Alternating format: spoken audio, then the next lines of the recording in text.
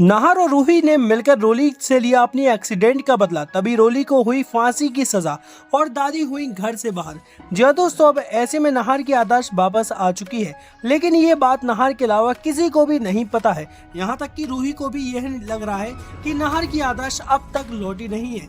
इसलिए रूही हर मुमकिन कोशिश कर रही है कि किसी भी तरीके से नाहर की याददाश्त वापस लाया जा सके। वहीं दूसरी ओर नाहर अपनी याददाश्त जाने का नाटक कर रहा है, क्योंकि उसके पास दादी और रोली के खिलाफ कोई भी ठोस सबूत नहीं है। वो चाहता है कि सही वक्त पर उनके काले सच को सभी के सामने लाया जाए। नाहर अब हर पल रोली की हरकतों पर नजर रख रहा है, ताकि कोई ऐसा सबूत मिल जाए जिससे वो उनके झूठ का पर्दाफाश कर सके। वहीं दूसरी ओर रोली को पूरा यकीन हो चुका है कि रूही को घर से बाहर नहीं निकाला गया है, बल्कि अब भी वो किसी कोने में छुपकर नाहर की मदद कर रही है। इस बात को लेकर रोली एक नई साजिश रचने जा रही है। इस बार उसकी साजिश का शिकार सिर्फ रूही नहीं, बल्कि जूही भी बनने वाली है।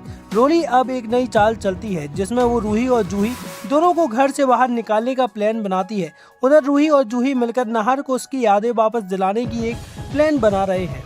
लेकिन तभी रोली चुपकर उनकी एक वीडियो बना लेती है, जिसमें जूही और रूही बात करती हैं दिखती हैं। फिर क्या था, रोली वो वीडियो पूरे परिवार को दिखा देती है और कहती है, दादी जिसे हमने घर से बाहर निकाला था वो अभी भी इस घर में छुपकर रह रही है और जूही ने उसने अपने कमरे में छुपा रखा है। ये सुनकर पूरा परिवार जूही के कमरे की ओर भागता है।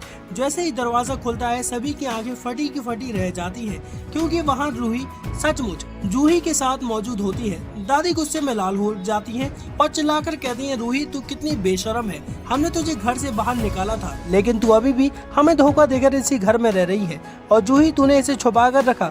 दादी गुस्से में आकर दोनों को घर से बाहर निकालने लगती है। तभी नाहर ये सब देखकर चीख उठता है और सोचता है कि अगर उसने चुप्पी नहीं तोड़ी तो बहुत देर हो जाएगी। तभी वो सबके सामने एक बड़ा फैसला करता है।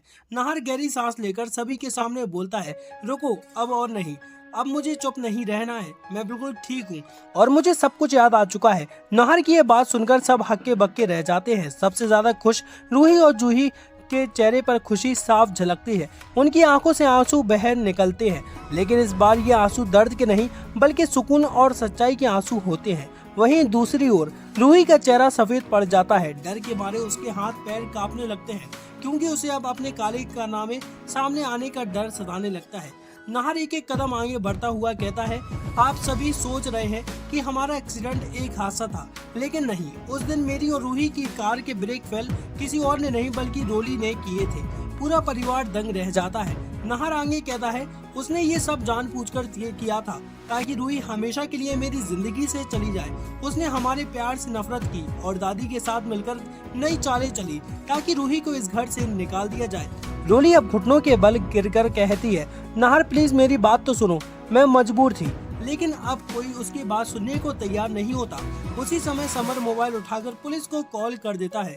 रोली नाहर और रूही के पैरों में गिरकर माफी मांगती है, लेकिन इस बार कोई नरम नहीं होता है। पुलिस आती है और रोली को रूही और जूही पर जानलेवा हमले और एक्सीडेंट की साजिश के आरोप में गिरफ्तार करके ले जाती है। नाहर फिर सबकी ओर मुंह मोड़कर कहता है, अब वक्त आ गया है कि मैं दादी का सच भी सबके सामने लाऊं।